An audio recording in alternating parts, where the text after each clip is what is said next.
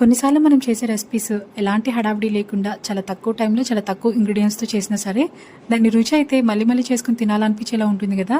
అలాంటి వాటిల్లోనే ఒకటి మా అమ్మ చేసే ఈ విలేజ్ స్టైల్ మష్రూమ్ పులావ్. నేను ఇంట్లో ఎన్నిసార్లు పులావ్ ట్రై చేసినా అమ్మ చేసే ఫ్లేవర్ అయితే డెఫినెట్గా తీసుకురాలేనండి. నాకు ప్రెగ్నెన్సీ వచ్చాక నేను హైలీ క్రేవ్ చేసిన ఫుడ్లో అమ్మ చేసే మష్రూమ్ పులావ్ ఒకటి. చాలా ఎక్సైటెడ్గా వెయిట్ చేశాను, ఎప్పుడెప్పుడు పుట్టింటికి వెళ్దామా, ఎప్పుడెప్పుడు అమ్మతో ఈ పులావ్ చేయించుకుందామా అని. Finally the day has come.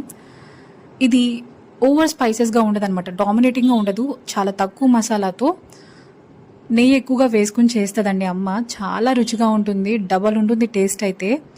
మీకు తక్కువ టైం ఉన్నప్పుడు, నోటికి ఏదైనా రుచిగా కమ్మగా తినాలనిపించినప్పుడు, బ్యాచిలర్స్ అయినా బిగినర్స్ అయినా విత్ ఇన్ లెస్ టైంలో లెస్ ఇంగ్రీడియంట్స్తో రుచిగా చేసుకోవచ్చండి. దీనికి ఎలాంటి కర్రీ కూడా అక్కర్లేదు. సైడ్ కల్లా రైతా పెట్టుకుని తినండి.